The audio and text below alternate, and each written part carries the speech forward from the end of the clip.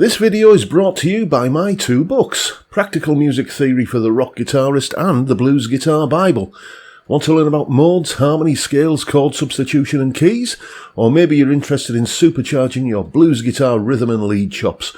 Whatever you're interested in, I guarantee you will be hitting the fast lane to progress with either of these works. Both feature video demonstrations and tutorials, loads of tabs and jam tracks to play along with, and I promise you, everything is explained in crystal clear plain English. Check out the links in the description for more details. Hello chaps, welcome once again to John Robson Guitar Tuition. As always, I do hope you're well. Now we're all guitarists here, and I'm sure that from time to time we've occasionally had the odd foray into, shall we say, four-string territory. I do it all the time. I need to record jam tracks and backing tracks for the lessons and videos that I do. So pretty much every one of those, well, each and every one of those, I have to pick up a bass and play a bass line. And you do, when you start playing an instrument like that, gain, I think, more of an appreciation of what that instrument is all about. And you start listening to bass lines in a perhaps a different way, a more appreciative way. I got my first bass quite late. All my home recording stuff that I did in the 90s was all the bass lines. I used to program them on a little Boss DR5 kind of sequencer drum machine, synthesizer kind of thing, and record into an old Fostex 4-track cassette thing. But I think it'll have been sometime after the turn of the century, in the 2000s at some point, I got myself a bass and started actually recording bass lines. And it was when I started playing bass, as I say, that I began to get more of an appreciation of bass lines themselves. Not that it wasn't there to begin with, but I just kind of took a bit more notice. So I thought that's what I'd talk about today in the top 5 video. You know what it's all about because you've seen the thumbnail and the title and everything, but that's just the reasoning behind it. Today I'm going to talk about 5 bass lines that I absolutely love. Starting with A Town Called Malice by The Jam. Yeah, now in the early 80s, The Jam were kind of probably the biggest band in the UK. I don't know how much that popularity translated outside the country. And this was, I just seem to remember this song being, I think, their final hit before they broke up. I think it was a double A side with another song called Precious, which was like a funk kind of thing. Bitterest Pill, I think, was the final one. Anyway, it was one of their final big hits, and it just got this the most infectiously catchy bass line on the intro, and it keeps going back to a few times during the song. Bruce Foxton, I don't know if this was a bass line that he came up with or whether it was all dictated by, let's face it, the boss of the band, Paul Weller. Or whether it was, as I say, something he came up with. Either way, I don't care. It's a fantastically catchy bass line. And I remember the school's music department used to have this old Hondo bass guitar. It was like a sort of a copy of a P bass, I seem to remember, something like that.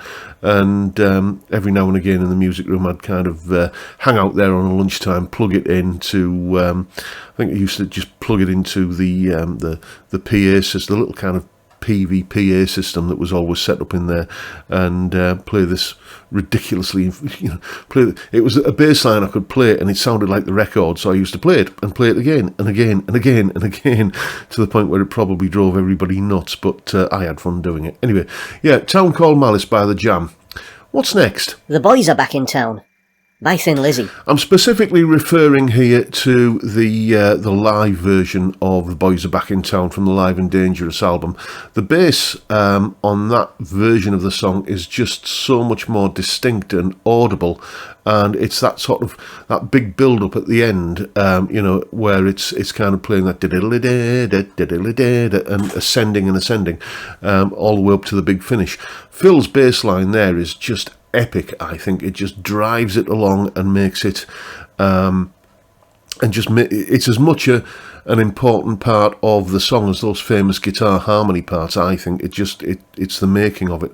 And it's a shame that the studio version of the song is fantastic, but I think if you're looking for a definitive version of The Boys Are Back in Town, it's the version from Live and Dangerous, and Phil's bass part on that version, I think, goes a long way to making it the definitive version of the song. So there you go, the boys are back in town.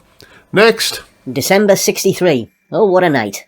4 Seasons. And now I know I'm going to catch some flack for this one. It's probably the cheesiest of all cheesy pop songs from the 70s. I've got a little playlist that I listen to on Spotify called Tasty 70s Cheese. And what else is on there? Things like Chanson d'Amour by the Manhattan Transfer and Beach Baby by The First Class and, what else? Movie Star by Harpo. Now there's one that'll bring back a few memories for those of us who are old enough. But yeah, December 63, Oh What Night by 4 Seasons. Just the bass line on that is epic. Just the way it comes in and the way it syncopates and, you know, I don't care how cheesy that song is. Just pretend you've never heard it before and listen to, the singer. Not Frankie Valli. He only sings like a few lines on the chorus. It's like, I don't know his name, but it's the drummer who sings lead vocal on this. What an effortless falsetto voice!